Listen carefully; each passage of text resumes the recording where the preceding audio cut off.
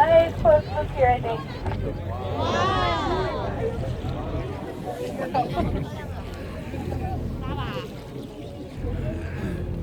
There's an island or it's a ghost tower there?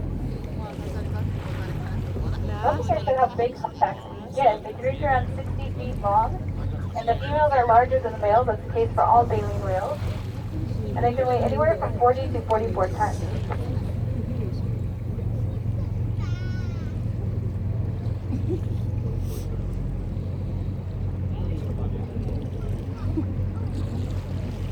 You see that calm circle of water in front of us? That's called a fluke print.